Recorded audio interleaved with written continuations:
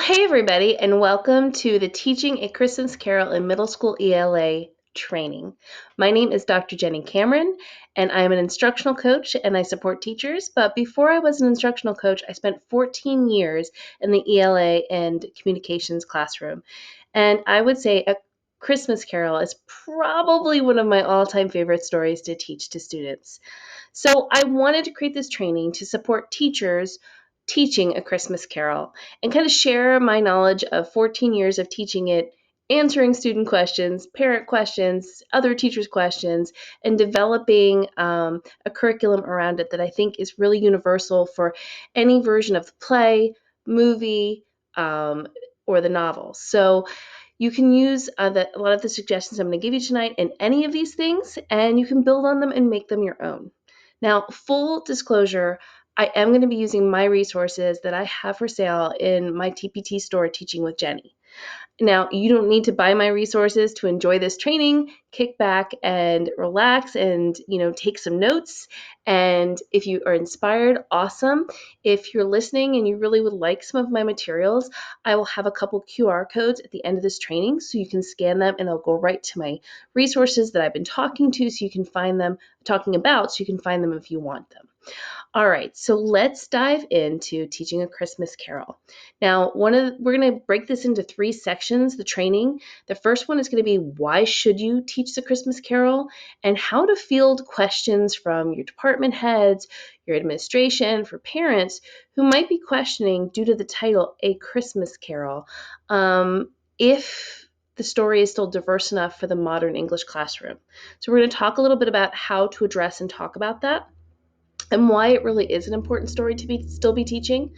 The next thing we're going to do is we're going to dive right into how I go about teaching it to work with any type of version, because I have read the play, I have read the novel with students, I have watched several different movie versions, I have taught honors and gifted students, I have taught struggling readers.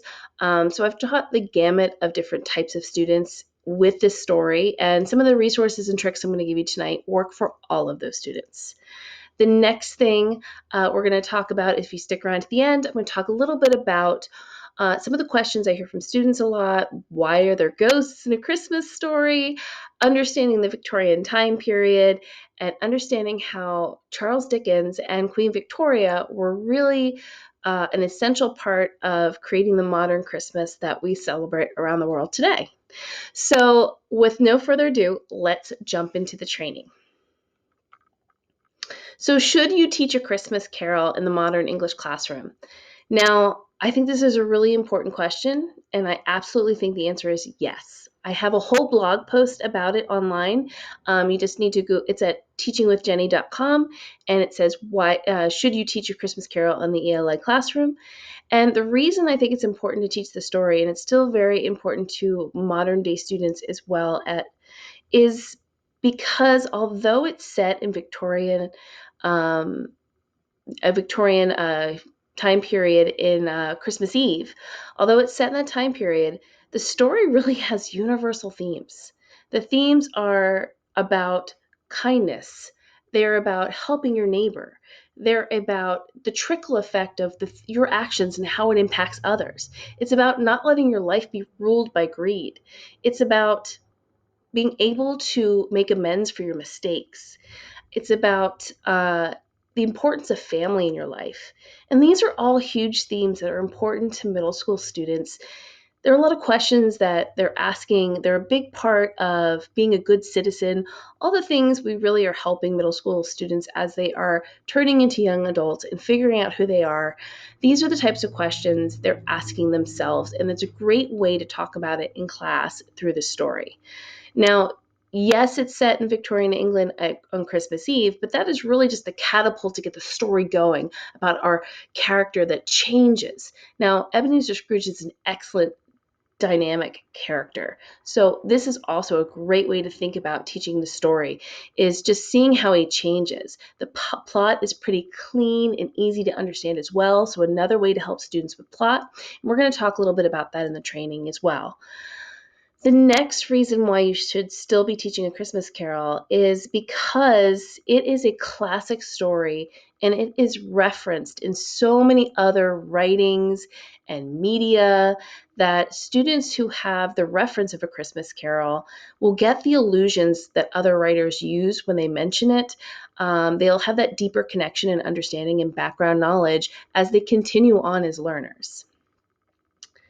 So let's hop in. So that's pretty much why I think you should be teaching A Christmas Carol, and the kind of conversation, if you have a parent or an administrator question the story and whether it's still valid in the classroom, these are ways to talk about it. It's not, yes, it happens on Christmas Eve, but the story isn't really a celebration of Christmas. It's really a celebration of humankind. So, how about the versions? There are so many versions of A Christmas Carol. There are some great ones. There's some great movies out there if you don't have the time to read the whole play. The play is usually, I see in most literature books in middle school, there's a play version of it, which is great because you also get to kind of help your students through reading a play and understanding a play. But you also have the short novel that Charles Dickens originally wrote. And then you also have tons of movie versions. Now, if you want to expose your students to A Christmas Carol, but you feel that the text may be too difficult if you're working with struggling readers, I would even suggest, it sounds silly, but even A Mickey's Christmas Carol, they actually stay pretty accurate to the plot throughout, and all the major characters are the same in that. And you can even see that Scrooge, he is that dynamic character in that cartoon and continues through the journey and changes through the cartoon. So if you're looking for an easier version that students can digest just to expose them to the story, that might be something you might consider going with. Obviously, the play, we have Jim Carrey's A Christmas Carol. That one is very good. It's very close to the actual writing and a lot of the language. There are some parts that are a little bit scary in that because, the Christmas Carol was dark in a lot of ways. So I would say, depending on the age of your student, I might view that before you view it to your students and make that decision. Most teachers I know have a literature version in their lit book. So if that is you, then the decision's already been made for you. All right, so let's go into how I get started. No matter what I'm doing, if I'm doing the movie, the play, or the novel, I think a great way to start any piece of literature that you want students to engage in and become invested in is to use an agree or disagreement group of statements. And they should be based around the theme of the story that you're reading. Why start with agree and disagreement statements? I usually do like a Likert scale that is like strongly agree, disagree, strongly disagree, right? Why do I start all my units with that? Is because the moment a student agrees or disagrees with a statement, they're invested. They want to know if their opinion is right. They want to explain their opinion to other students, and they're eager to hear from other students. So it's a great way to start a conversation around the major themes in the story that you're reading.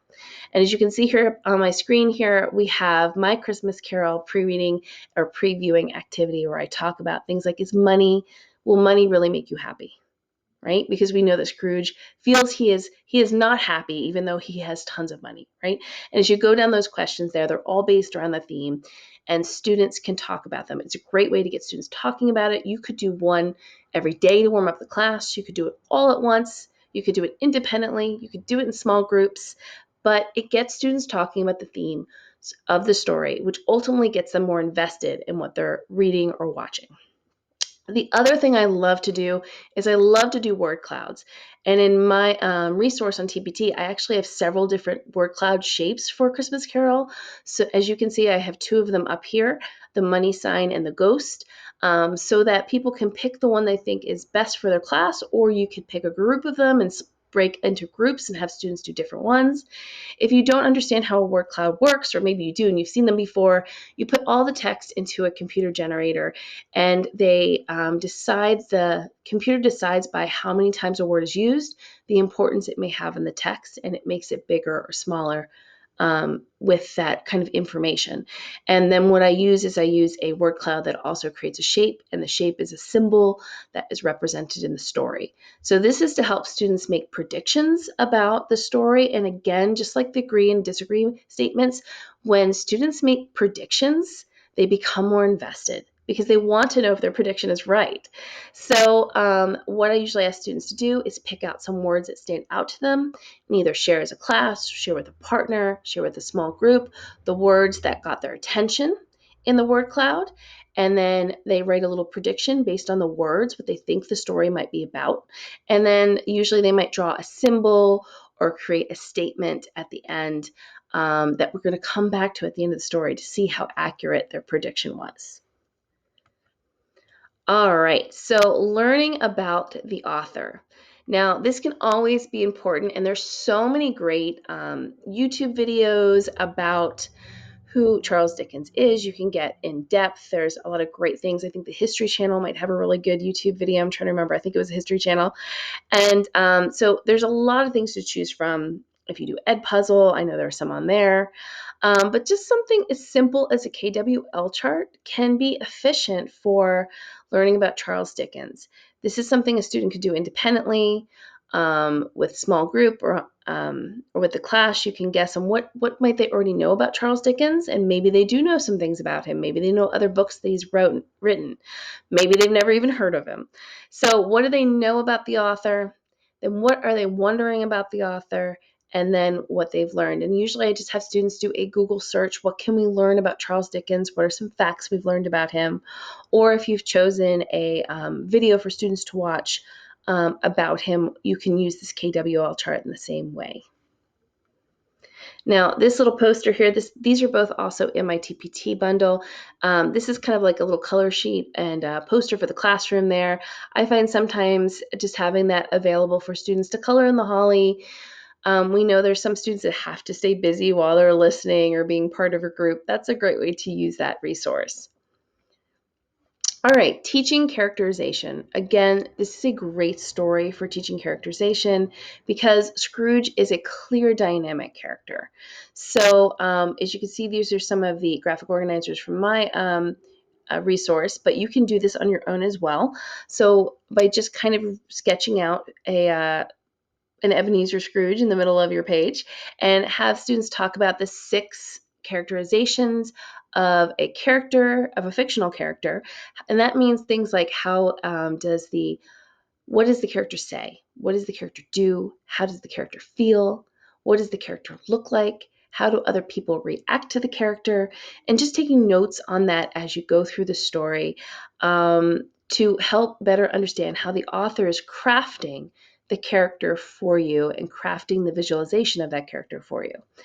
You can see also the 3 ghosts in the story all have messages. Well, actually 4 ghosts if we include Jacob Marley at the beginning. So 4 ghosts all have a message for Ebenezer Scrooge, and that message is important. And you should be taking time to pause and discuss that with students. They should be writing it somewhere. As you see here on my graphic organizers, I have a little place for them to write it. So what is their message for Scrooge, and why are they giving him this message?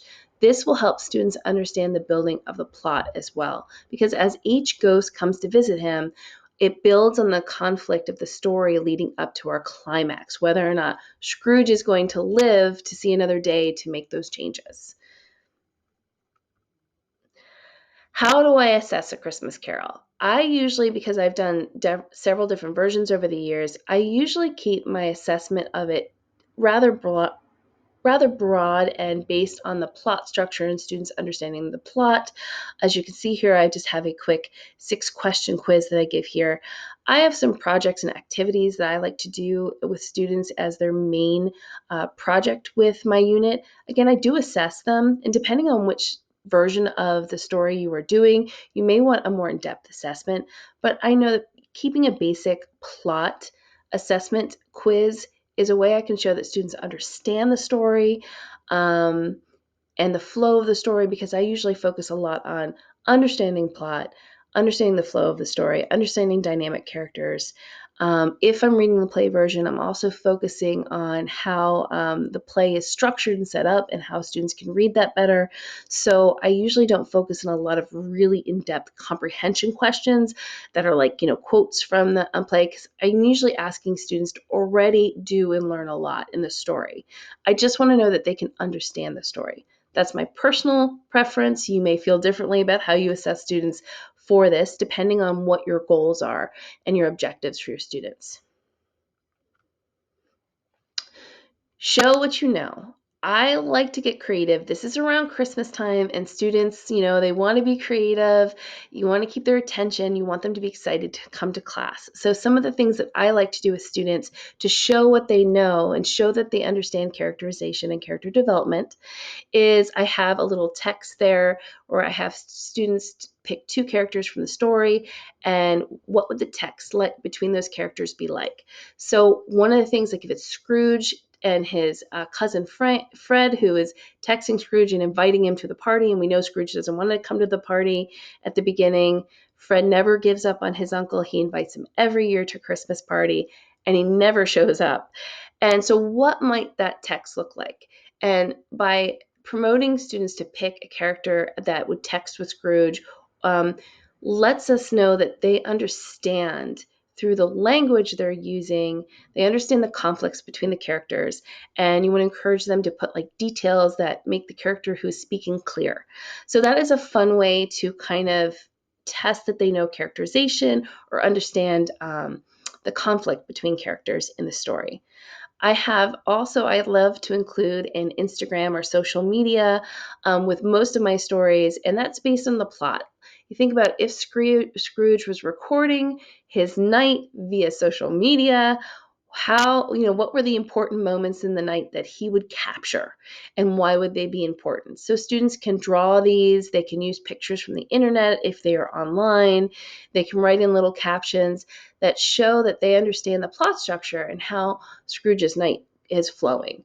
So that's also a really fun way. And it's a great way to have a conversation with students because I usually use these as displays in my classroom and helps decorate for Christmas and the holiday season in general. And you can see quickly if a student doesn't understand the major points of the story or they don't understand the plot structure of the story depending on what they pick for their pictures. And so it's a great way to have a quick conversation or a quick way to assess whether students are really kind of understanding what's going on in the story based on what they picked as the most important moments of the story. And they also get to see their classmates and have that moment of self teaching, saying, "Oh, I should have added that picture," or "That was really smart that they included that." And I always like to have a little fun, like quote, like who said it, and reflecting back on the characters. I have a little one in my TPT resource, but I always like to pull some quotes and talk about who said it, why it was important, how it set the tone for the story, how it helped define the characterization of the character. Character cards. Now, this is why I don't usually do a really large assessment with the Christmas Carol because I like to do projects and different things like that. But we all know with the holiday coming up, no teacher wants to leave the building with a ton of projects to grade for over the holiday, right? We want to have our break as well as our students. So I love to do a Christmas greeting card. And one of the reasons why I like to do this, and I have in my TPT resource, the history of the Christmas greeting card, is because there's a whole history about actually the year that Charles Dickens published A Christmas Carol was actually the first year Christmas cards that were illustrated were available for sale in Victorian England. So I thought that was really neat, that connection there. And that way students can read and learn a little about the how the greeting card came to be. And then a few years later, they became popular in North America. So in the history there, which is an informational piece, you get to learn a little bit about that. And then I have a little quiz that goes along with it about the informational reading piece, so you can mix it up with your fiction and your nonfiction. And I also have it in my TPT store as a Google form, as well as my comprehension questions. So you can really have a grade-free scenario, and they will just self-grade if you use the Google form. Now, one of the reasons I like to do a greeting Christmas card from one character to another is kind of like my text one. I love the idea of students thinking about if Scrooge was sending Christmas cards, would he send it before he was transformed, or after he was transformed, after his night of meeting with the ghosts and him changing his life? How would he change, and what kind of Christmas cards would he send out? So this is also another really neat way to show that students understand characterization, because they're explaining what would Scrooge say? Would he apologize? Would he write to Bob Cratchit and give him a raise? Would he send Tiny Tim a Christmas card? Would he send his nephew Fred, who's always reached out to him as a friend, and send him a card? Um, who would he send cards to? What would it say inside the greeting card? And what might the decorations on the outside be? So also, when they learn the history of a Christmas card, they learn some of the traditional images that were on the original cards, and they could include something like that.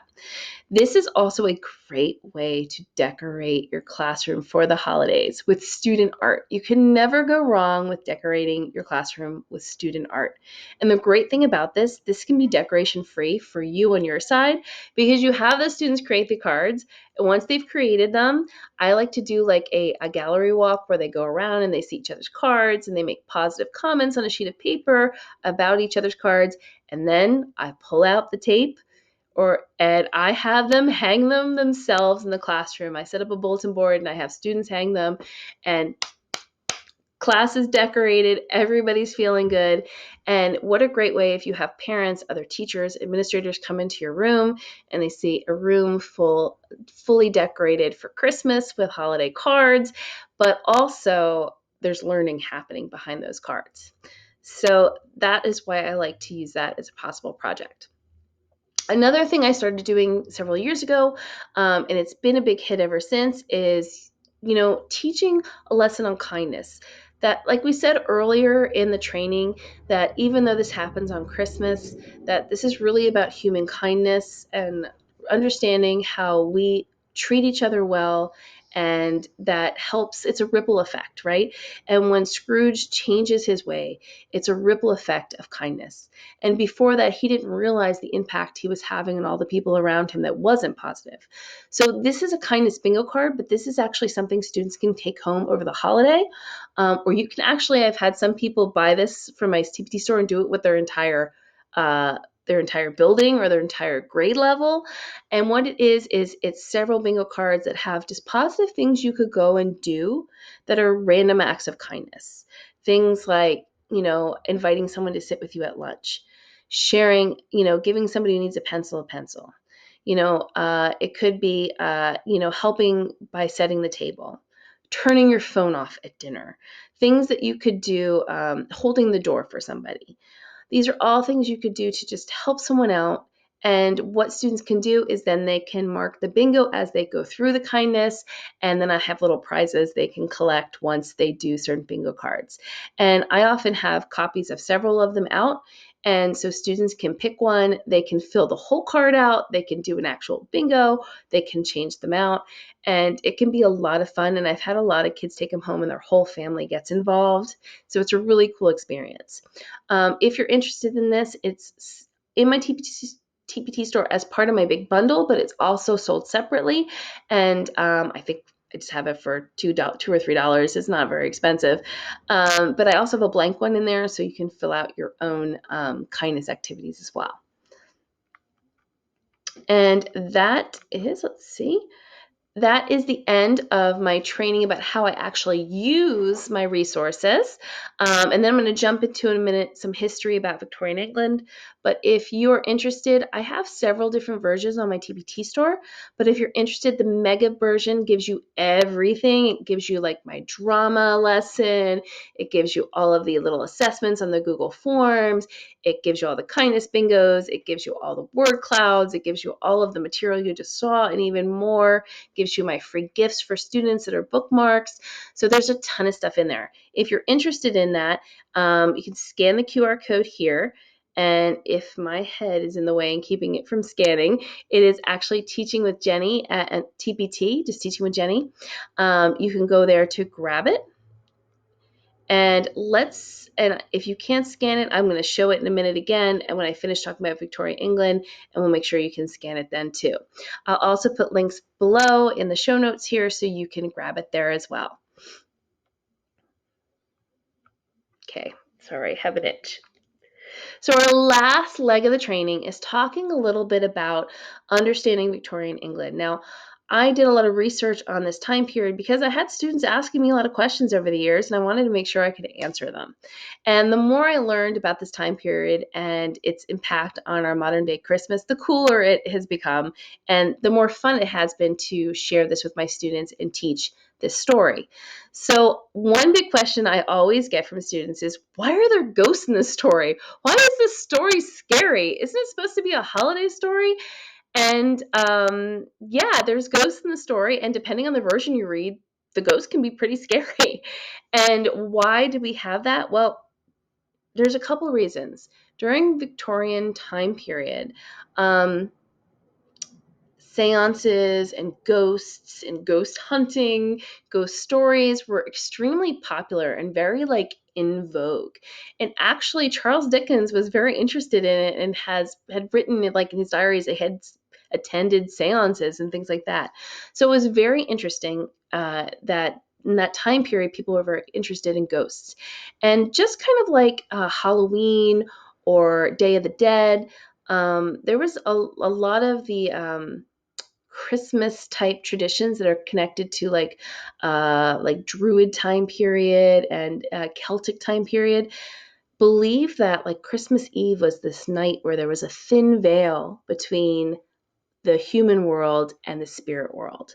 So the idea of setting in this on Christmas Eve was kind of, in that time period, people kind of knew that meant that could be a time where ghosts could possibly come to the human world. So today we don't think of Christmas Eve like that, and that is where we've kind of lost the disconnect over time. But there was a time period when they celebrated, and that was kind of an influence. So another reason there are ghosts in the story is obviously because they're very interested in that time period, and Charles Dickens was an extremely popular writer. This book sold out on his first night. He wrote A Christmas Carol in 3 weeks. There's a lot of history saying he owed a little money or he needed a little influx of cash, and he had written several successful books, and he was kind of in writer's block and was having trouble writing. And he kind of was on this deadline where he needed some money. And so he wrote The Christmas Carol in 3 weeks.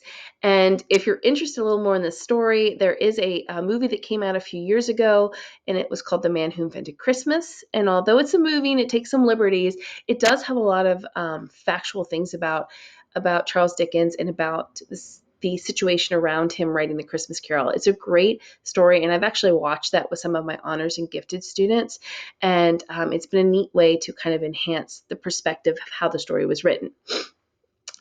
So that is a little bit why there are ghosts in A Christmas Carol, because he was an extremely popular writer. He was he needed to get the story written, and this was something that people wanted. People were interested in ghost stories. Today, people are still interested in ghost stories. So this could be why he included them in the story. All right. So, how did Charles Dickens and Queen Victoria, who was the reigning queen at the time, really influence the modern Christmas that we celebrate today and a lot of the traditions? Well, you may know a little bit about Queen Victoria. She was a long reigning queen in England, and she was very popular for a long time. When she was young, she married a distant cousin, Prince Albert, who had German descent. She married him just a few years before Charles Dickens wrote A Christmas Carol. Well, her husband from Germany brought the tradition of the Christmas tree with him to Windsor Castle. And he decorated Windsor Castle to the nines every year for Christmas. They would have big people over, have big parties, and the Christmas tree became, again, something that was very in vogue and the upper and middle class wanted to do because the Queen was decorating Windsor Castle with all of these trees because her husband loved Christmas. She then, in turn, loved Christmas as well. And over their marriage, they had 10 children. 10. 10 children that went on to marry other kings and queens, sons and daughters throughout Europe. They all loved Christmas. They brought that tradition that their family had in their home to all of those other countries. So they really influenced it as a holiday to be celebrated, as a holiday to be celebrated with Christmas trees and lots of decorations that have German influence. So that is a way that they influence Christmas. Now, Christmas always was a religious holiday, but during that time period in England, before Queen Victoria's husband really started to pump up the celebrations for it, and before Charles Dickens wrote his story, it was more of a minor holiday at the time. It was celebrated for religious reasons, and people often maybe had that day and possibly the next day off, but it wasn't a big week of celebrations that we have now today. But at this time period, we had kind of the perfect storm for the modern Christmas. We had Queen Victoria making Christmas more of a desirable thing for the upper class. A few years after this picture here on the left was actually printed in an American newspaper a few years after Charles Dickens' story, and it really caught on. All these people saw the Queen and her husband and them decorating a tree, and trees became more in vogue in the United States. They existed, but they were not what they are today. Not everybody had a Christmas tree, but people really liked Queen Victoria and they wanted to mimic that. They were the celebrities of their day. Charles Dickens wrote A Christmas Carol. Again, this brought a lot of attention to the holiday. It made people think a lot about celebrating it. It made it more, so we had Queen Victoria decorating and celebrating it. We had Charles Dickens writing a really wildly popular story that sold out in, I think, the night he put it on sale, all about the holiday. So it brought a lot of attention to this holiday. And it was already being celebrated in homes, but it really pumped it up. Then, what I talked about the perfect storm is we had industrial England going on at the time, and that meant people were reproducing things at a cheaper cost. There were a lot more people had jobs because all these factories needed people to work in them. And then we had the invention of the railroad happening at the same time. So for the first time, people were able to afford to travel home to their home to see their family on the holiday. They didn't have to stay where they were in another part of the country. They could travel home to their families because they had the convenience of the railroad. And then we also had cheaper goods because things were being mass produced. So all of a sudden, middle-class families and lower middle-class families could afford things like toys and clothes to give as gifts on the holiday because you no longer had to have a toy maker make everything specifically just for you and had to pre-order something. You could have a mass-produced doll or toy that you could give to a child at a cheaper rate. So all of this was going on at that time. There was a creation of more of a middle class over there in that time. So it was kind of a perfect storm for our modern Christmas.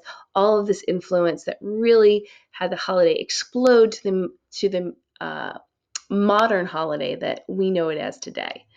So that's a little information about the Victorian influence on Christmas that we know today, a little about Charles Dickens, and hopefully that was helpful. I loved getting a chance to share all my thoughts with you. Now, please know these are just my thoughts and my interpretations.